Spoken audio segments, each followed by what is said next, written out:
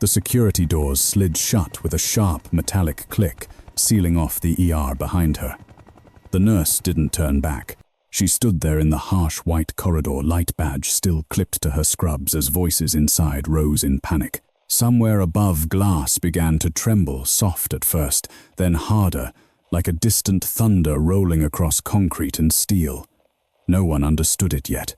Not the doctors scrambling over a failing patient. Not the administrator who had just ordered her removed. Not the guards who thought this was the end of the problem. Then the sound changed. A deep, unmistakable roar cut through the hospital rotor blades, slicing the air powerful enough to rattle IV poles and silence an entire emergency room. Heads turned, monitors beeped, and someone whispered the words no civilian hospital expected to hear. That's a Navy helicopter. Seconds earlier, they had kicked a nurse out of the ER. Seconds later, the roof was no longer theirs. Before we begin, tell us where you're watching from and what time it is in your city right now. And if you're drawn to stories where truth arrives quietly but hits hard, consider subscribing. This one starts now. The emergency room at Harborview Regional never truly slept. It only shifted between different kinds of chaos. At 2:17 a.m., the air was thick with antiseptic sweat and the low mechanical chorus of heart monitors. Stretchers lined the walls too deep. A toddler cried behind a curtain. A man with blood-soaked jeans argued with a triage nurse about wait times. Overhead fluorescent lights hummed like they were barely holding themselves together. Emily Carter moved through it all without urgency but never without purpose. She was 34, average height, brown hair pulled into a regulation bun that never came loose no matter how long the shift ran. Her scrubs were plain navy blue, her shoes scuffed from years of 12-hour nights. No dramatic flair, no sharp elbows. If you weren't looking closely, you might not notice her at all. Most people didn't. Emily checked a chart, adjusted an IV drip by a quarter turn, then leaned in close to an elderly woman struggling to breathe. She lowered her voice, not because it was policy, but because she knew panic traveled faster than oxygen.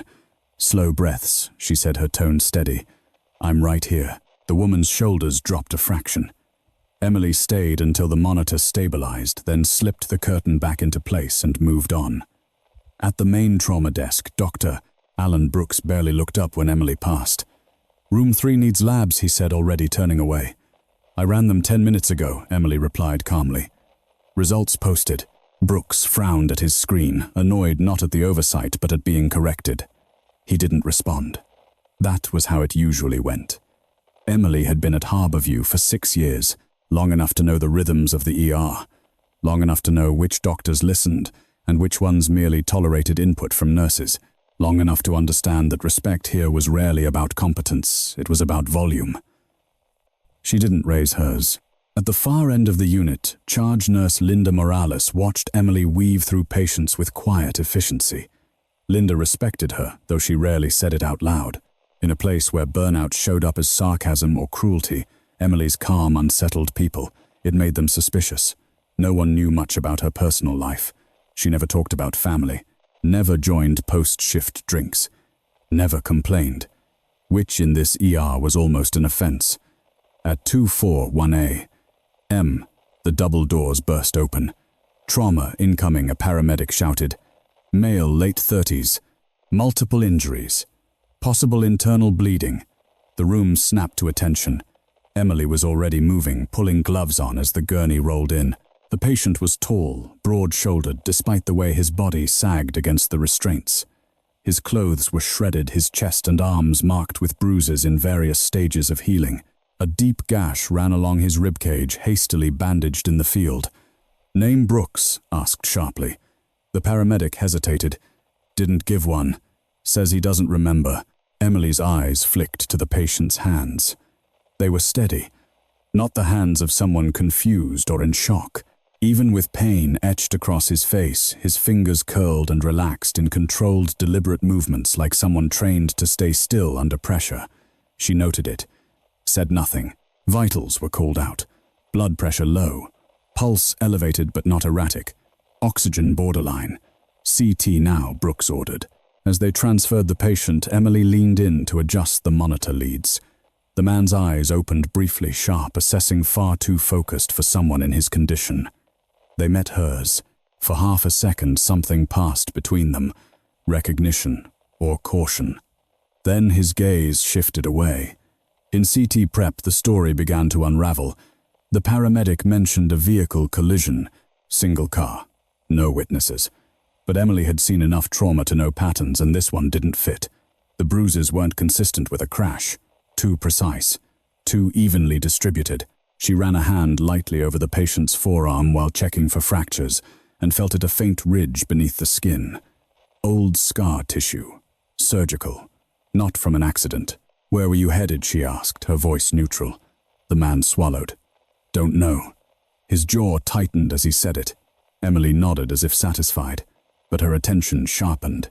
Back in the ER, Mark Reynolds stood near the glass wall, overlooking the trauma bays, arms crossed over his tailored suit jacket. Even at this hour, he looked pressed and polished, hospital administrator by title, gatekeeper by nature. He didn't belong to the chaos, and he liked it that way. "What's the status?" he asked Linda. "Traumas in imaging," Linda replied. Reynolds' eyes tracked the staff like assets on a spreadsheet. "Make sure documentation is clean. We've had enough liability scares this quarter." Emily passed behind him without slowing. He didn't acknowledge her presence. When the patient returned from CT, things escalated quickly. Internal bleeding confirmed. Unusual vascular damage.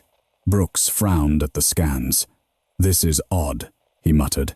"These injuries, they're not from a crash," Emily said quietly.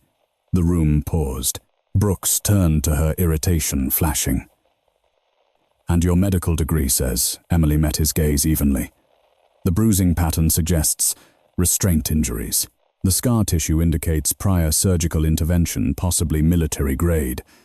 And his pain response, that's enough," Brooks snapped. "Stick to your role." Emily didn't argue. She documented her observations instead, her fingers moving faster than most people realized she could type. As the patient was prepped for surgery, his hand brushed hers. He gripped it just for a second, and whispered so low only she could hear, "If they send me upstairs, it won't be safe." Emily's pen froze. She looked down at him. His eyes were closed now, face drawn tight with pain, but the words lingered heavy and deliberate. She straightened slowly, her heart rate unchanged, her expression unreadable. Across the room, Reynolds watched her with narrowed eyes. Something had shifted, and Emily knew before anyone else that this night was about to cross a line none of them could uncross.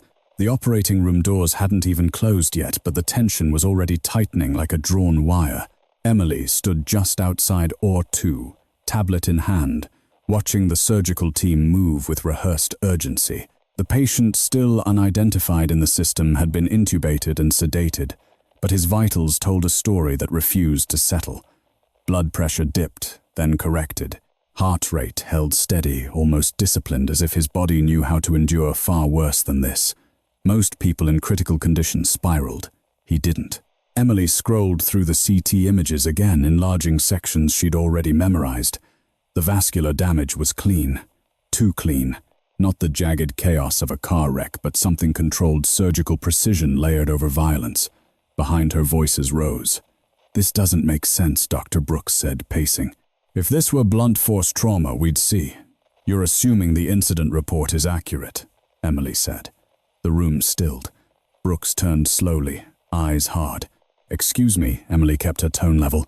"I'm saying the injuries don't align with a single vehicle collision.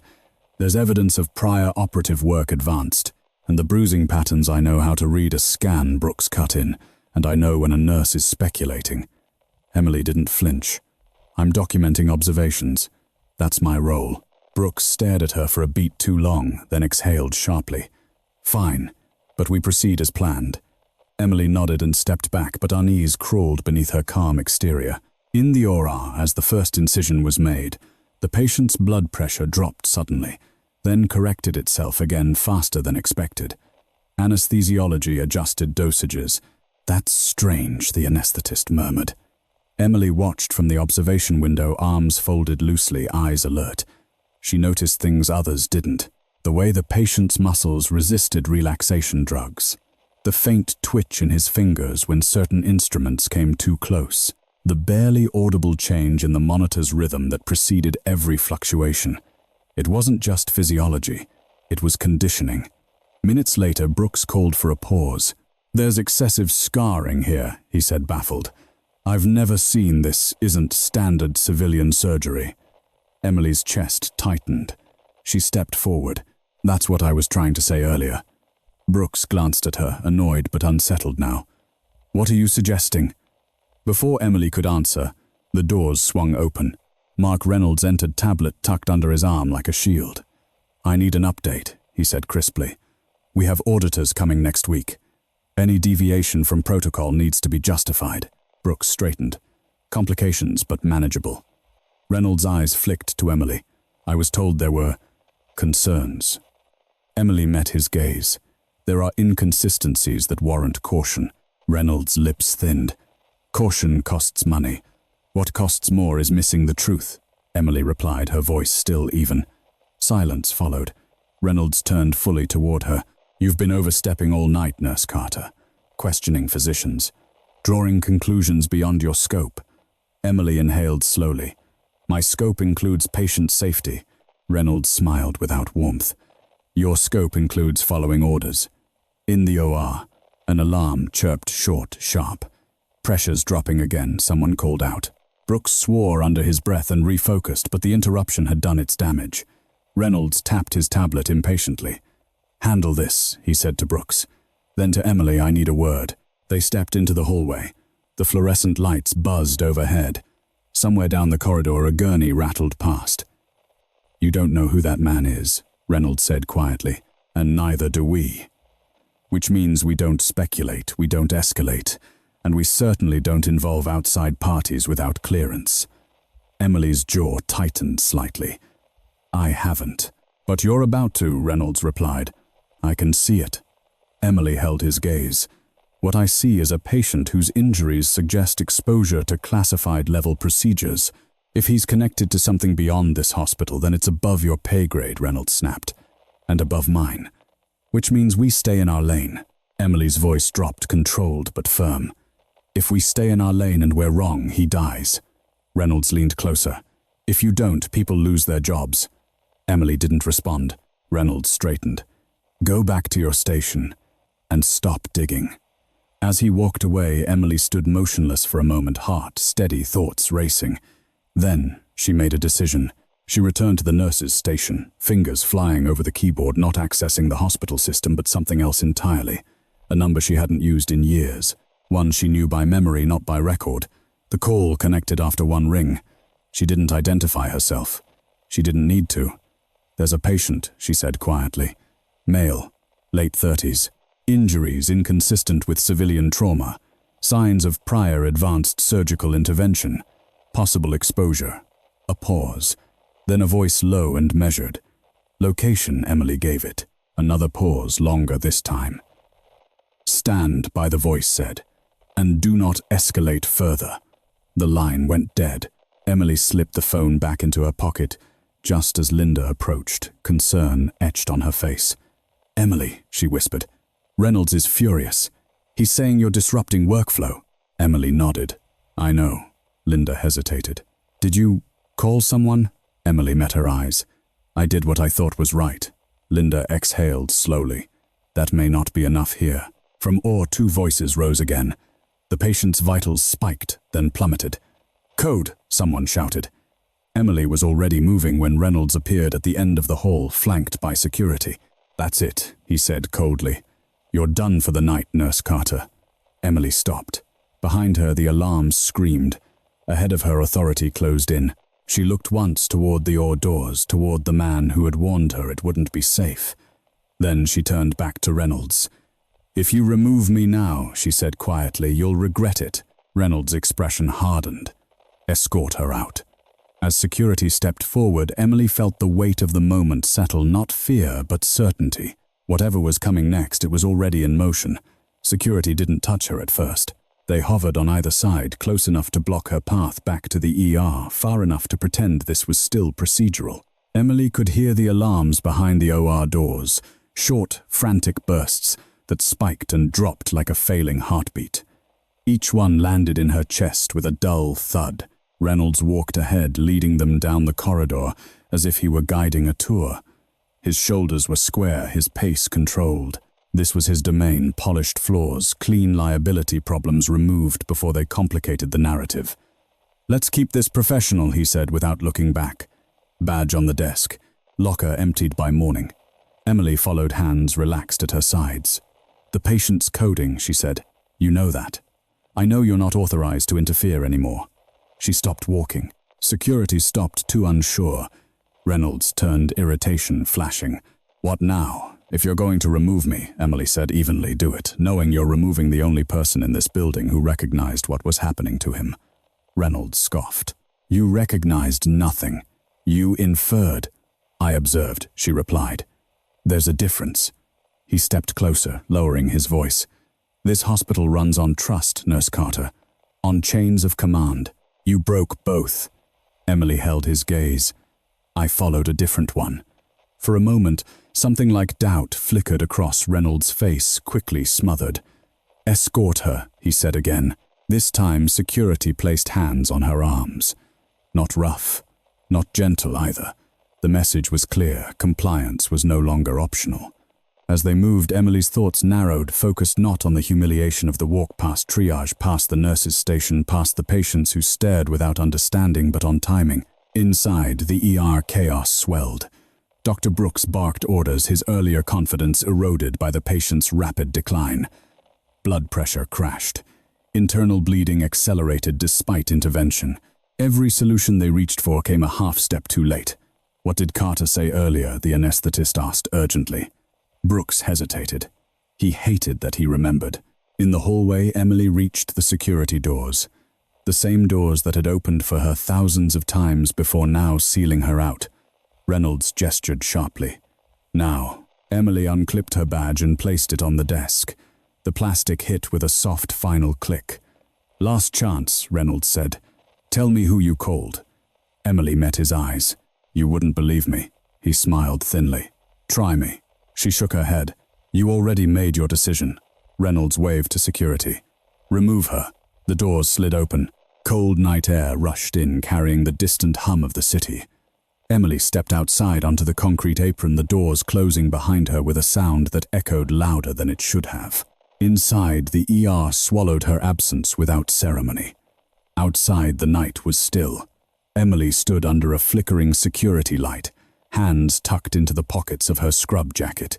She inhaled deeply, counted 4 beats in, 6 out. Her pulse remained steady. She checked her watch. 2:58 a.m. Inside the building, Reynolds exhaled in relief. He didn't realize he'd been holding. Order restored. Liability contained. Back to work, he told the staff. "Let's focus." But focus was slipping. The patient's condition worsened, defying protocols. Blood products were ordered faster than they could be delivered. Imaging no longer matched presentation. The room felt wrong, like a puzzle with pieces forced into place. "Why is his body compensating like this?" Brooks muttered. "He shouldn't be holding on." No one answered. At 3:01 a.m. A nurse at the desk frowned at her headset. "Did anyone else hear that? Hear what Linda asked?" "Interference," the nurse said. On the radio, a low thrum pulsed through the building, so faint it might have been imagination. Outside, Emily felt it through her feet before she heard it, a vibration traveling up from the concrete, subtle but unmistakable. She tilted her head. The sound grew.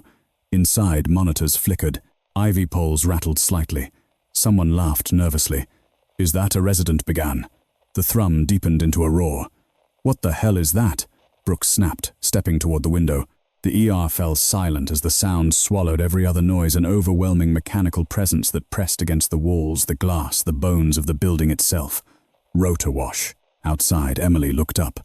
The night sky above the hospital split open with light and motion as a Navy helicopter descended, rotors slicing the air with brutal precision. The downdraft kicked dust and loose debris across the roofline. Emergency lights reflected off its dark fuselage, stark against the city glow. Emily didn't move. Inside, panic rippled. "No flight clearance on record," someone shouted. "Who authorized that?" Reynolds demanded, his voice sharp with disbelief. No one answered. The helicopter settled onto the rooftop helipad with practiced ease, its presence impossible to ignore. The building shook, then steadied like a held breath finally released. Seconds later, the radio crackled. "This is Navy Aircraft Sierra 3, a calm voice said. "We are on station." The ER froze. Reynolds felt the ground shift beneath his certainty. Outside, Emily closed her eyes briefly, not in relief but in acknowledgement. Timing mattered. The doors behind her slid open. Security stared past her faces, pale eyes wide. "Ma'am," one of them said, voice unsteady. "They're asking for you." Emily turned slowly. Inside the hospital she'd just been expelled from. Everything she'd been warning them about was arriving without apology, without explanation, without asking permission. And for the first time that night, Reynolds understood he had not removed the problem. He had removed the warning. The hallway outside the ER had gone unnaturally quiet. Not calm quiet, in the way a room goes still right before something irreversible happens. Conversations stalled mid-sentence. Shoes stopped squeaking against linoleum. Even the monitors seemed to beep more softly, as if the building itself were listening. Reynolds stood frozen near the nurse's station, his tablet forgotten in his hand. Through the reinforced glass at the far end of the corridor, he could see the red and white strobes reflecting off the walls, rotating relentless, impossible to ignore. A Navy helicopter. On his roof! "That's not possible," he muttered more to himself than anyone else. Linda Morales didn't answer. She was staring at the security doors where Emily had been escorted out minutes earlier. Her mouth was slightly open, eyes wide, not with fear but with dawning realization. In OR2, the patient's vitals spiked violently. "Pressure's dropping again," the anesthetist shouted. "We're losing him." Dr. Brooks felt sweat bead at the base of his neck. He'd been in trauma surgery for over a decade, had stared down death more times than he could count, but this felt different. The room was full of skill, of equipment, of protocols, and still they were behind. "Where the hell is Carter?" he snapped without thinking. The words hung in the air. Reynolds heard them. His jaw tightened. Outside, Emily stood just beyond the security doors, the helicopter's downdraft tugging at her scrubs, whipping loose strands of hair across her face. She shielded her eyes as the rotors slowed the massive machine, settling into place with mechanical confidence. The side door slid open. Two figures stepped out, helmets under their arms, movements precise, unhurried. Their uniforms were dark, unadorned, except for the American flag stitched onto their shoulders. No one ran. No one raised their voice. They didn't need to. One of them glanced at a handheld device, then looked directly at Emily. "Nurse Carter?" he asked. "Yes," she replied. "Ma'am," he said, inclining his head slightly. "We need you back inside." Inside the hospital, Reynolds pushed forward, straightening his jacket as he approached the rooftop access stairwell. His mind raced through policies, permissions, liability, exposure. Military assets didn't just appear. There had to be a mistake, a miscommunication. He reached the door just as it opened. The two uniformed personnel entered first, followed by Emily. She walked past Reynolds without looking at him. For a moment, no one spoke. Then Reynolds found his voice. "I'm the hospital administrator," he said sharply. "This facility has not authorized." The taller of the two men turned to him calmly. "Sir, this is a federal medical activation." Reynolds bristled. "You can't just land military aircraft on civilian property without clearance." The man met his gaze. "We already did." Silence spread outward like a ripple. Emily stood slightly behind them, hands clasped loosely in front of her, expression unreadable. She could feel eyes on her from every direction, doctors, nurses, techs, patients peering from behind curtains. Reynolds turned on her. "What did you do?" Emily answered evenly. "I reported a situation." To who, he demanded. She didn't respond. The shorter officer stepped forward. "We're here for the patient currently in OR2, and for Nurse Emily Carter." Brooks emerged from the OR, mask hanging loose around his neck, eyes wild with frustration and exhaustion. "If you're not here to help," he snapped, "you're in the way." The officer looked at him. "Doctor, that patient is under our jurisdiction." Brooks froze. "Your jurisdiction?" "Yes, sir."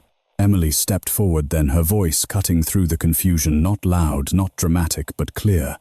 "He's not stable because we're treating him like a civilian trauma case," she said. "He isn't one." Reynolds rounded on her. "You don't know that." "I do," Emily replied. and now so do they. The officer nodded once. "Ma'am, we're ready when you are." Reynolds' face drained of color. "Ready for what?" "For her to resume care," the officer said. "Immediately." The room erupted in whispers. "You can't be serious," Reynolds said. "She's been removed from duty." The officer's gaze hardened just a fraction. "Then reinstate her." Reynolds opened his mouth to argue, then stopped, because something in the officer's tone made it clear this wasn't a request. Brooks looked between them then at Emily. His pride warred with desperation. "We're losing him," he said finally. "If you know something I do," Emily said. "And I can help." Reynolds swallowed. He felt the walls closing in, not physically but institutionally. Every instinct told him to assert control. Instead, he nodded stiffly. "Fine, but this hospital..." The officer cut him off. "Will cooperate." Emily was already pulling on gloves as she moved toward the OR. Inside, the patient's condition was deteriorating fast. Blood pooled where it shouldn't. The surgical field was a mess of confusion and guesswork. Emily stepped to Brooks' side, eyes scanning, mind focused. "Your approach is sound for blunt trauma," she said. "But his vascular system's been modified. Reinforced. You're chasing the wrong bleed."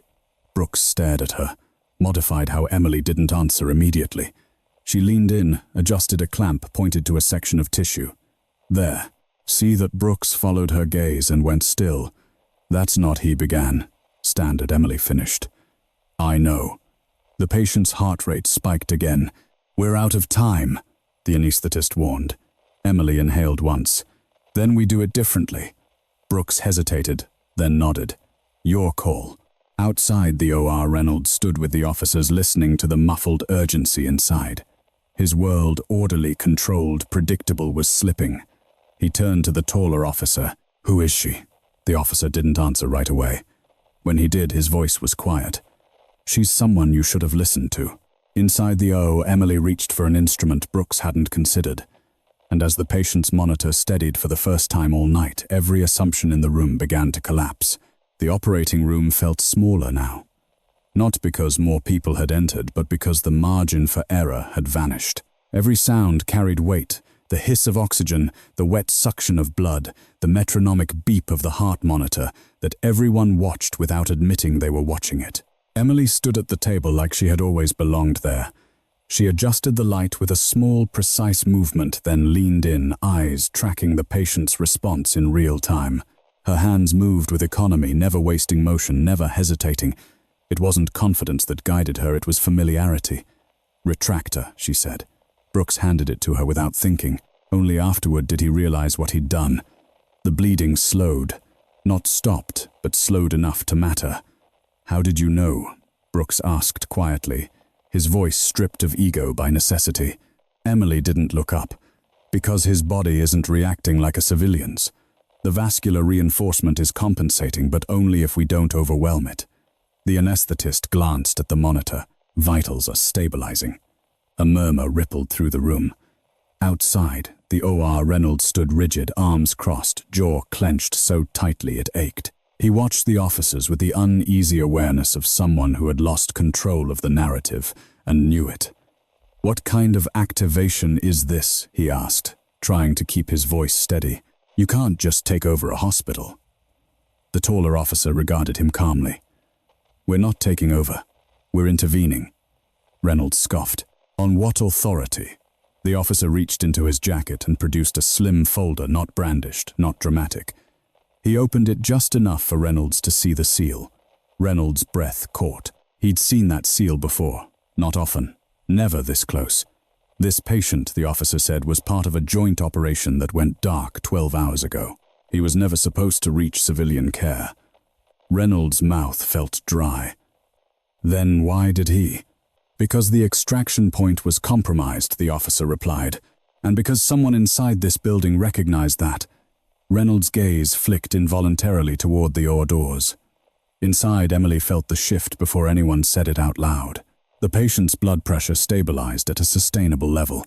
His heart rate slowed, not weak, but controlled, like a runner settling into pace. She exhaled softly. "Okay," she said. "Now we maintain. No aggressive intervention." Let his system do what it was designed to do. Brooks nodded, stunned. Designed. Emily met his eyes briefly. I'll explain later. Minutes passed, then more. The room, once frantic, settled into focused silence. Not relief yet, but possibility. Outside, a nurse hurried up to Reynolds, eyes wide. Administration's getting calls. Federal. They're asking about the helicopter. Reynolds closed his eyes for half a second. Route them to me, he said. All of them. But even as he said it, he knew the truth. This was no longer his crisis to manage. The shorter officer glanced at his watch. They'll want to speak with Nurse Carter. Reynolds turned sharply. She's an employee of this hospital.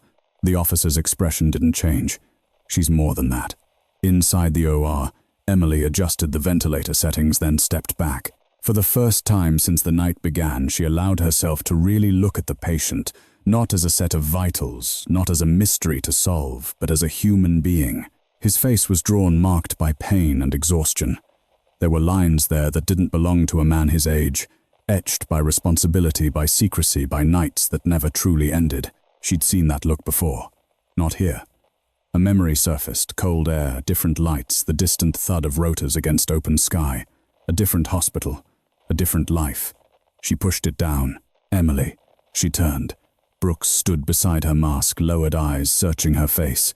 Who are you? It wasn't suspicion in his voice. It was respect. Emily hesitated. I'm a nurse. That's not all he said. No, she agreed. But it's enough for tonight. A call came through on the wall phone. One of the officers answered, listened briefly, then nodded. They're en route, he said to Reynolds. Senior command. Reynolds felt something twist in his stomach. En route. Here, yes, sir. The words landed like a verdict. Inside the OR, the patient stirred slightly, then settled. His hand twitched just once. Emily noticed. She leaned closer. You're okay, she murmured. Stay with us. His lips parted. A whisper slipped out, barely audible. Knew. You'd come back. Emily closed her eyes for a fraction of a second. Outside, the building buzzed with controlled chaos. Staff whispered. Phones rang. Security tightened access points. The helicopter remained on the roof, silent now, but no less present. Reynolds stood alone near the nurse's station, watching the hospital he'd spent years polishing turn into something raw and exposed. Linda Morales approached him cautiously. He's stable, she said. Thanks to her. Reynolds didn't reply. His gaze followed Emily as she exited the OR, gloves coming off posture unchanged. She looked the same as she had an hour ago. Same scrubs, same calm expression. But everything around her had shifted. The taller officer stepped toward her. Ma'am, he said quietly. Command will want a full report. Emily nodded. After he's out of danger. The officer inclined his head. Of course. Reynolds watched the exchange, the deference in the officer's tone, cutting deeper than any accusation. You planned this, he said to Emily, his voice low. She turned to face him. No. Then how did you know, he pressed? Emily met his gaze not with anger, not with triumph, but with something heavier. Because some of us are trained to listen, she said, even when we're told not to. Before Reynolds could respond, the distant sound of approaching sirens echoed through the night. Not ambulances. Something else. Emily felt it in her chest, the same certainty she'd felt hours earlier. This night wasn't over. Not yet. The sirens grew louder, not urgent, not chaotic, but deliberate. Controlled. They approached the hospital in a tight formation, their sound cutting cleanly through the night air like a blade. Reynolds felt it before he understood it. This wasn't an emergency response. This was arrival.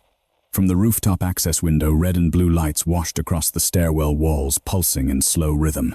Security officers straightened instinctively. Conversations died mid-breath. Somewhere in the ER, a patient asked what was happening, and no one answered. Emily stood near the nurse's station, hands folded loosely in front of her. She didn't look toward the windows. She didn't need to. She knew. The helicopter crew shifted positions without speaking. One of them touched his earpiece, listening. The other scanned the corridor with practiced awareness, not suspicion, but readiness. Reynolds cleared his throat. If more military personnel are entering this facility, I need. The taller officer raised a hand gently. Sir, please, please. The The word carried more weight than any command Reynolds had issued all night. The doors at the far end of the corridor opened. 2 men entered first, both in dark civilian coats that didn't quite hide the posture beneath. They moved with the quiet confidence of people accustomed to being obeyed without asking. Between them walked a third figure, older, broader, his silver hair cropped short, his presence immediately altering the gravity of the space. No insignia were visible. They didn't need to be. Every instinct Reynolds had screamed at him to step forward, to assert control, to demand credentials. His feet stayed planted. The older man's gaze swept the ER, once efficient assessing, then settled on Emily. He stopped in front of her. For a moment, they simply looked at each other. Then he nodded. "Nurse Carter," he said, voice calm, resonant. "You did exactly what you were trained to do." Reynolds felt the blood drain from his face. Emily inclined her head slightly. "Sir." The man turned to the officers. "Status. Patient stabilized," the taller officer reported. Civilian staff assisted under Nurse Carter's direction. The man nodded again. "Good." Reynolds found his voice thin and tight. "I'm the hospital administrator, Mark Reynolds. I need to know who you are and why." The man turned toward him slowly. "I know who you are," he said. The words weren't a threat. They were a statement of fact.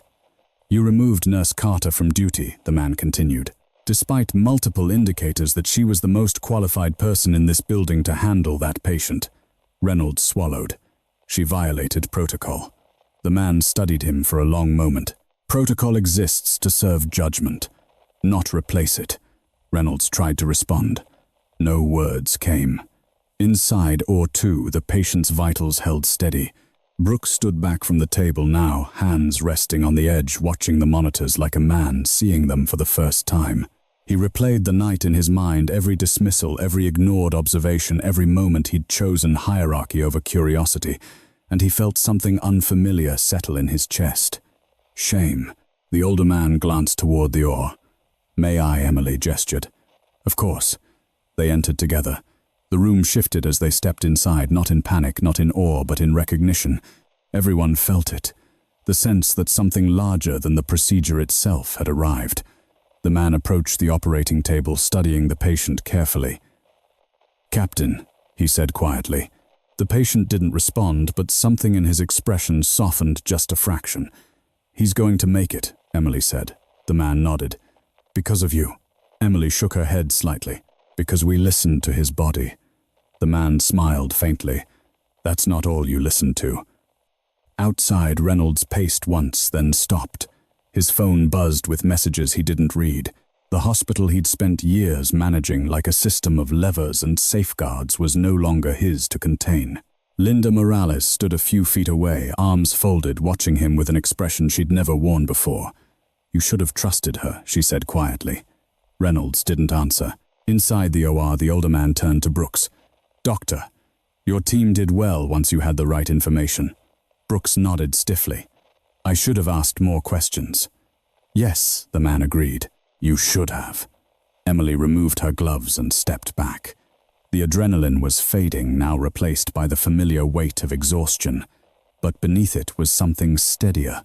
Resolution. The man turned to her again. "Your commanding officer will want a full debrief." Emily nodded. "After my shift." He studied her for a moment, then smiled, genuine this time. "Of course," he said. "Some habits are hard to break." They exited the OR together. In the hallway, Reynolds waited. The older man stopped in front of him once more. "This hospital will conduct a full internal review," he said calmly. "Not because I'm ordering it. Because you should." Reynolds' voice was barely audible. "Yes, sir." The man held his gaze. "And Nurse Carter will not be penalized." Reynolds nodded again, the motion stiff. The man turned away. As he walked down the corridor, staff parted without realizing they were doing it. The building seemed to exhale around him. At the nurse's station, Emily paused. She looked at the familiar clutter charts, coffee cups, a chipped mug with someone's name crossed out. The ordinary world she'd returned to unchanged and yet completely different. Linda stepped closer. "You okay?" Emily nodded. "Yeah."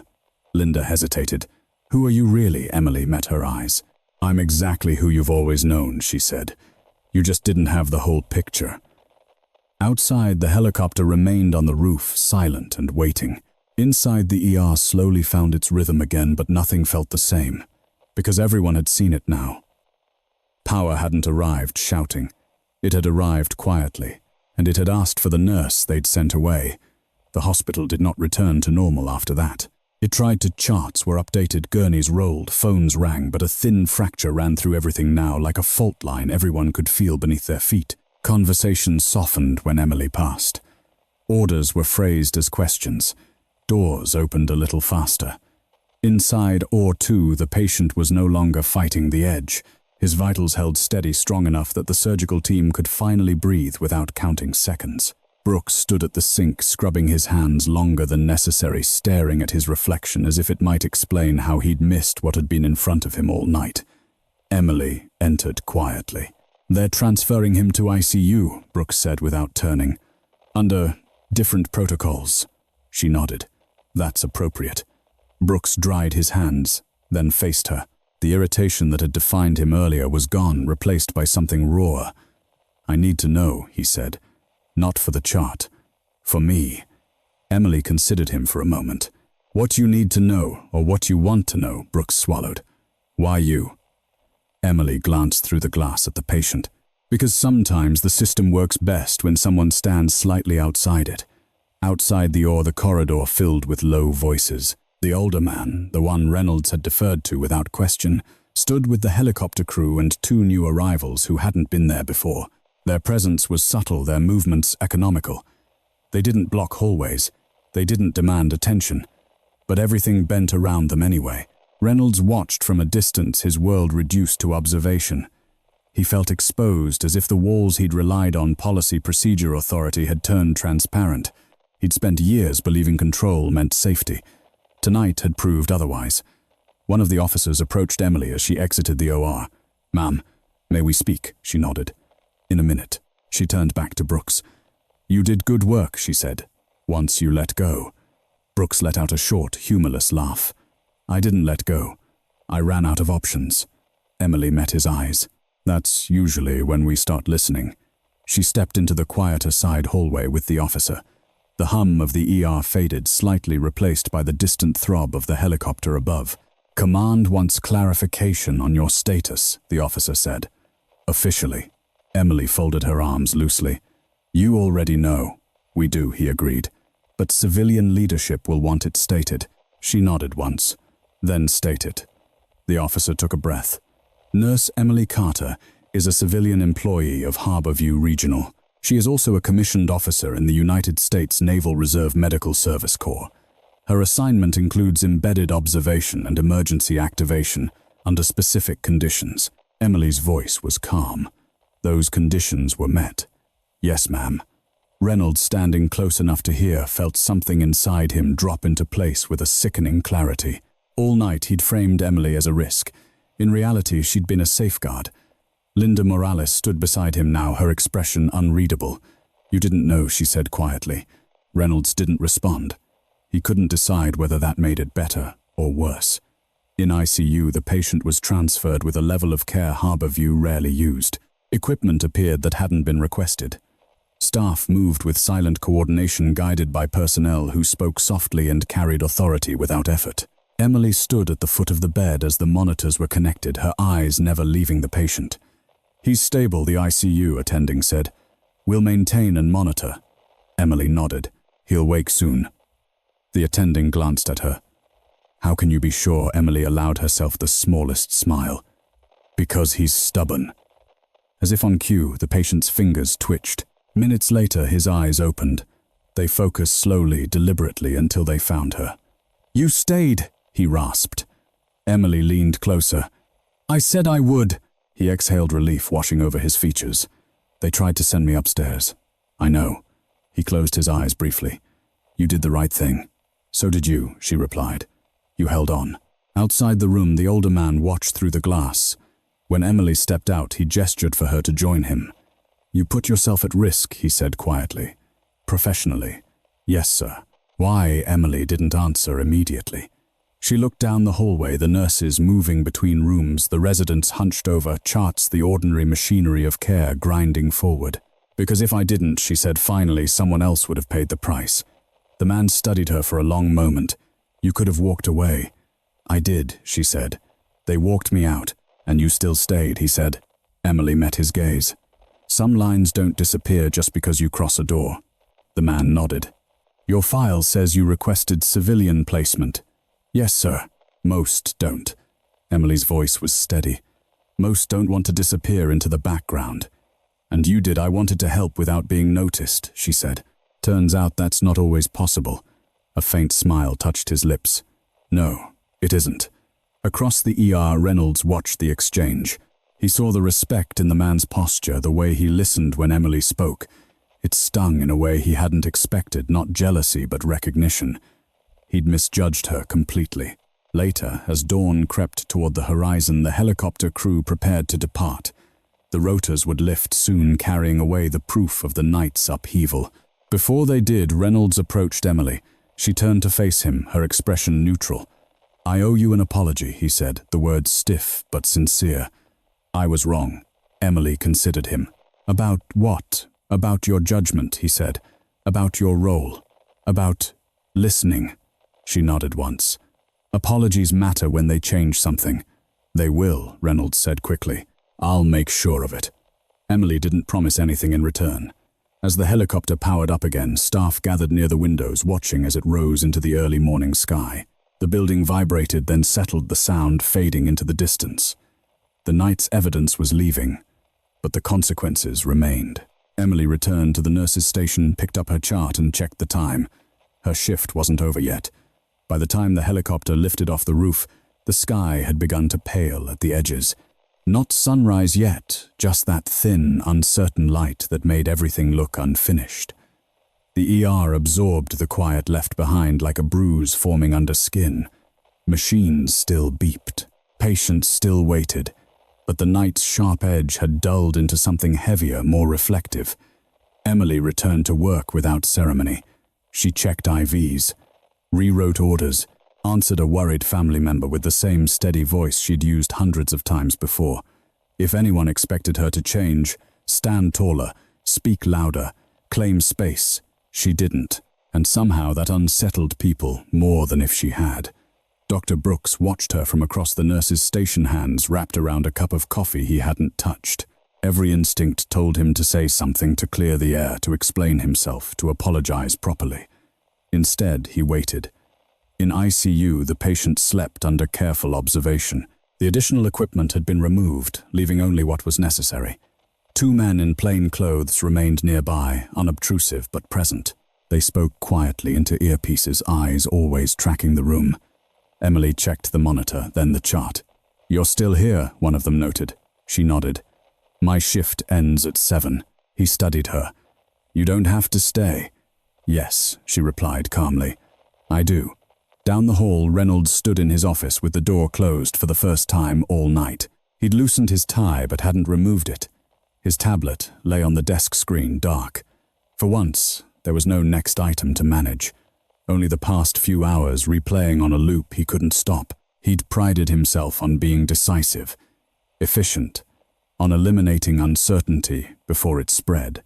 And he'd failed because he'd mistaken silence for weakness. A knock came at the door. "Come in," he said.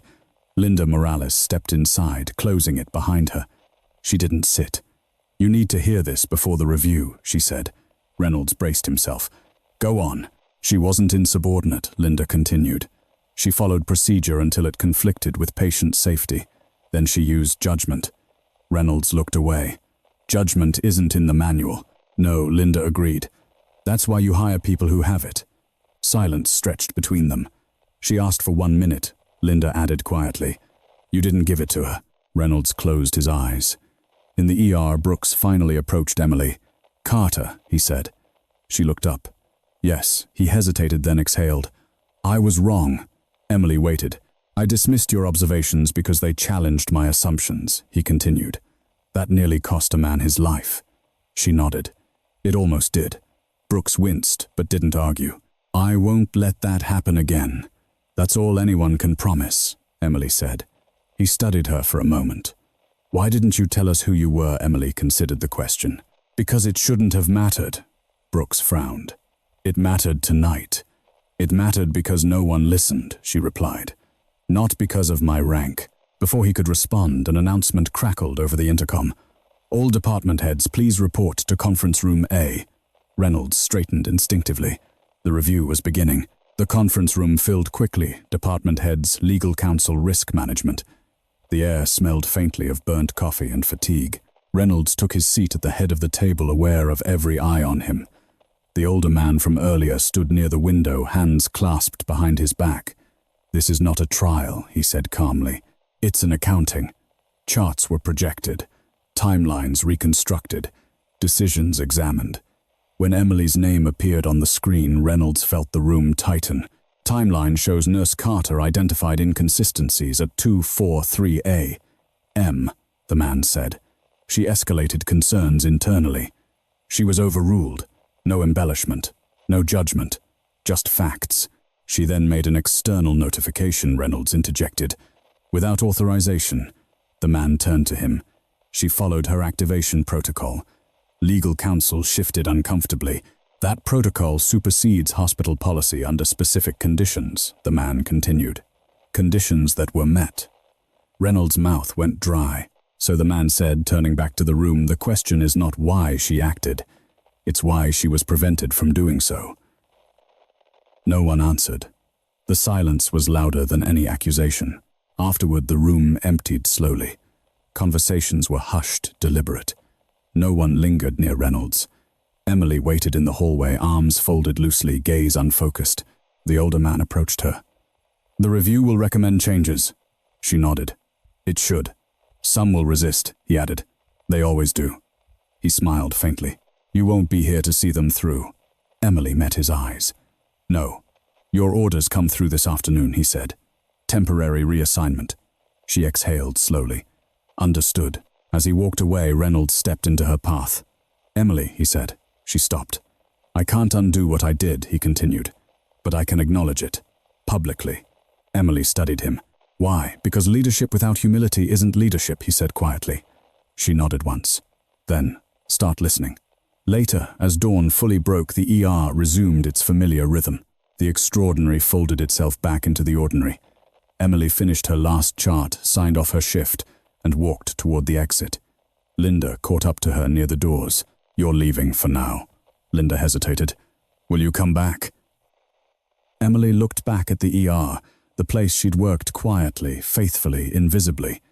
Maybe, she said, if they're ready. Outside, the air was cool and clean.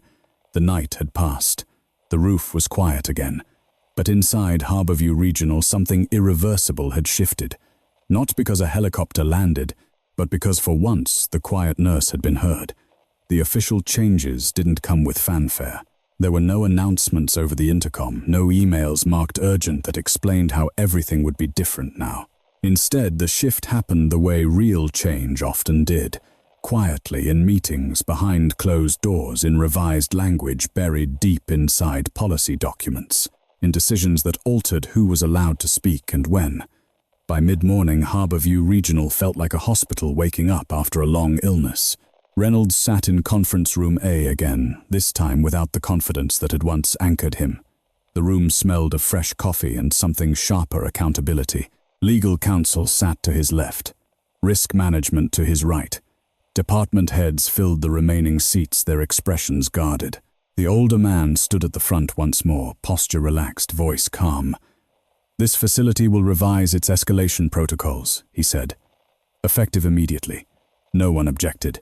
Nurses may initiate secondary review when patient presentation conflicts with initial assessment, he continued. That review cannot be overridden solely by administrative authority. Reynolds felt each word land like a weight he'd been carrying without realizing it.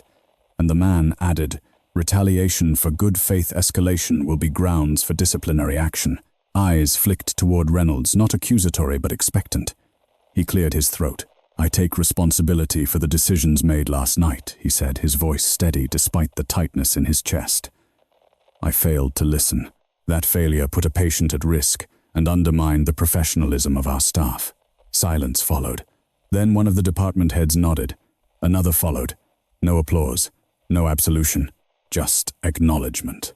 Across the hospital, word spread not as gossip but as understanding. Emily Carter's name surfaced in conversations that hadn't included it before. She caught something no one else did. She stayed calm when everyone else panicked. She spoke up. In ICU, the patient woke fully for the first time just after noon. Emily was there. She stood at the foot of the bed as his eyes adjusted to the light, his breathing measured, controlled. The room was quiet except for the steady rhythm of the monitor. "You look better," she said. He huffed a weak laugh. "I feel like I got hit by a truck." "Technically," she replied, "that's still unconfirmed." His smile faded into something more serious. "They told me what you did." She shrugged lightly. "I did my job." "No," he said. "You did more than that." She met his gaze. "You trusted me. That mattered." He studied her for a long moment. "You didn't have to come back." "Yes," she said softly. "I did." A pause. "I'm not supposed to say thank you," he murmured. She smiled faintly. "Good thing you're not supposed to be here at all." Outside the room, Brooks watched through the glass. He'd spent the morning in meetings answering questions he hadn't known to ask before. The experience had stripped something away, his certainty, his impatience, and left space for something better. When Emily stepped out, he stopped her. "I wanted you to know," he said, "I recommended changes. Not because I was told to, but because I was wrong." She nodded. "That's how it starts." He hesitated. "When you come back, I'd like to work with you." "If I come back," she corrected gently. He smiled, accepting the boundary. "If." In Reynolds' office boxes sat half-packed. Not because he'd been fired, he hadn't, but because he'd asked for reassignment. Administrative leadership at a smaller facility. Fewer layers. Fewer places to hide behind procedure. He stood at the window when Emily knocked. "Come in," he said. She did. "I heard you're leaving," she said. He nodded. "I requested it." "Why? Because staying would mean defending habits I don't believe in anymore," he replied. "And because leadership doesn't recover from this kind of mistake by pretending nothing happened." Emily studied him. That took courage. He exhaled. "It took being wrong." A beat passed. "I won't apologize again," he said. "I already did. But I will say this, I hope this hospital learns from you, whether you return or not." Emily nodded once. "So do I." As afternoon faded into evening, the hospital settled into a new rhythm. Not perfect. Not healed. But altered. The ICU team transferred the patient to a secured unit under new supervision. The plainclothes men left quietly, one by one. The evidence of the night's upheaval receded. Emily changed out of her scrubs and walked through the corridor one last time. People looked at her differently now. Not with awe, with respect. Linda Morales caught up to her near the exit. "They approved the new protocol," she said. "Your language is in it." Emily smiled faintly. "It's not mine, but you started it." Emily paused at the door's hand on the bar. "Change doesn't belong to the person who starts it," she said. "It belongs to the people who keep it alive." Outside, the sun dipped low, casting long shadows across the concrete, where the helicopter had landed hours earlier. The roof was empty now, quiet. Emily stepped into the evening air, breathing deeply. Her phone vibrated once in her pocket. Orders. She didn't check them yet. Instead, she looked back at the hospital, at the place where she'd been dismissed, returned, and finally heard. Whatever came next, she knew this much. Harborview Regional would never be the same, and neither would she. The hospital changed in ways that didn't announce themselves. It wasn't just the new protocol language or the revised escalation chart taped beside the nurse's station. It was the pauses, those half-seconds where people stopped before dismissing a concern. The way doctors looked up when a nurse spoke. The way administrators asked questions instead of issuing directives. Emily noticed it on her second day back. She returned without ceremony, wearing the same navy scrubs, her badge clipped in the same place. No one made an announcement. No one applauded. But the air shifted when she stepped into the ER as if the room recognized her before the people did. Linda Morales greeted her with a nod. "Room 5 needs help. Trauma consult." Emily took the chart. On it, in room 5, a teenager lay on the bed, pale and shaking, his mother gripping his hand. A resident stood at the foot of the bed, rattling off vitals with the clipped cadence of someone trying to sound confident. Emily listened, really listened, then asked a single question that stopped the room. Has anyone checked his medication history? The resident frowned. He's not on anything. Emily didn't argue. She simply turned to the mother. Ma'am. The woman hesitated. He started something new last month. For anxiety. The room shifted. They adjusted course. The treatment changed. The boy stabilized. As they left the room, the resident exhaled shakily. Thank you, he said. I didn't think to ask. Emily smiled gently. Most people don't. That's why we work together. Down the hall, Brooks watched the exchange. He'd made a conscious effort that day to slow down, to ask instead of assume. It was uncomfortable. It challenged habits built over years. But it worked. In ICU, the patient now listed under a protected alias continued to recover. He spoke little, conserving energy, but his eyes followed Emily when she entered the room. They tell me you're staying, he said quietly. For now, she replied, checking his chart. He nodded. Good.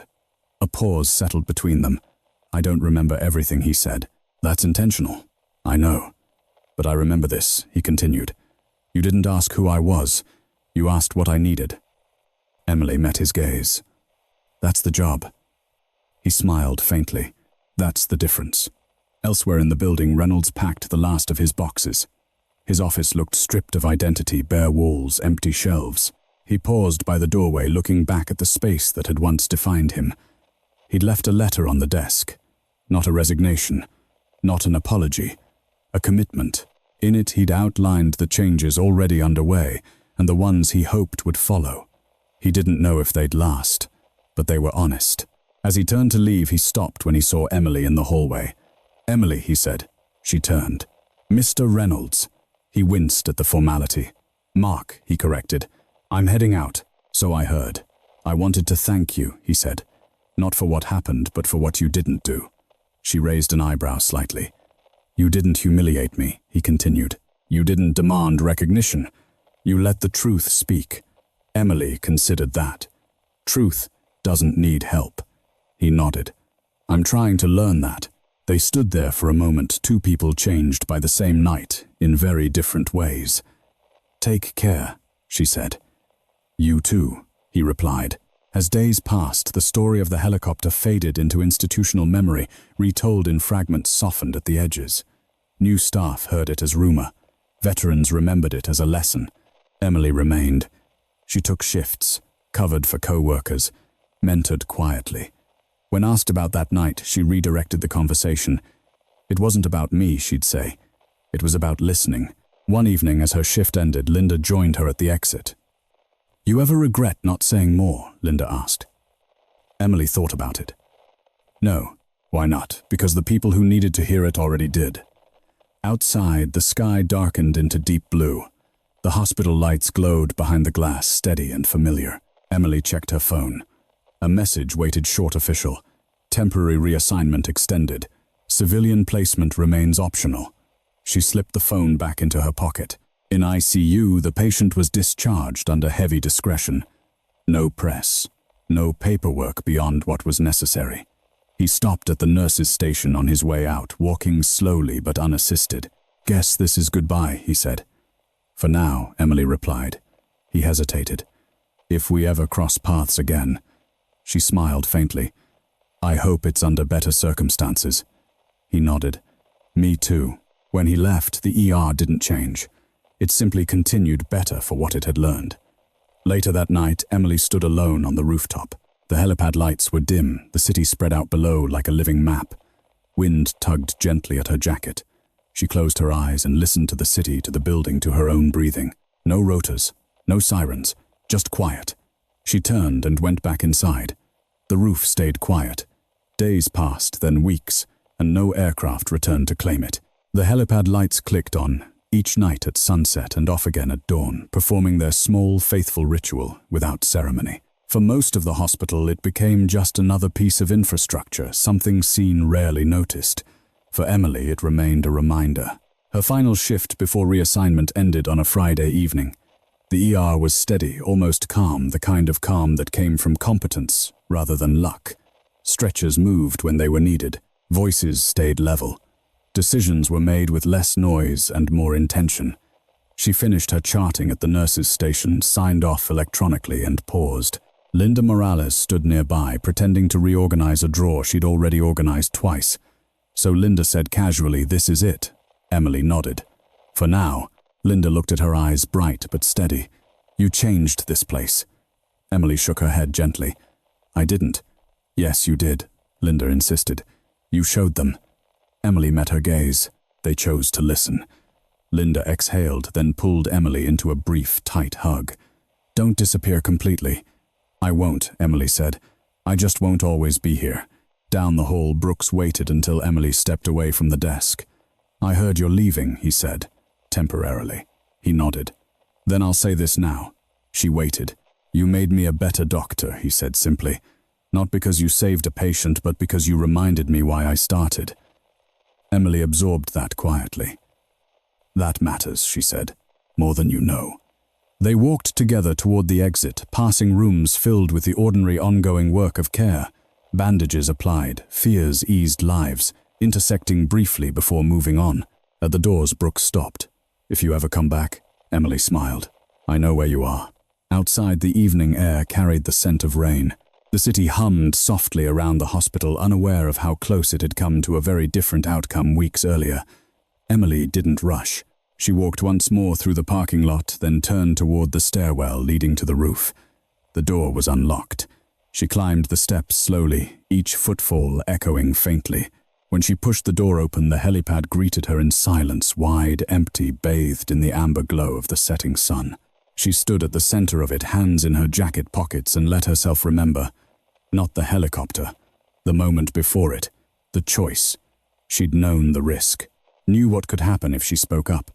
Knew what it meant to be dismissed, to be escorted out, to be told without malice, but without thought that her place was smaller than she knew it to be.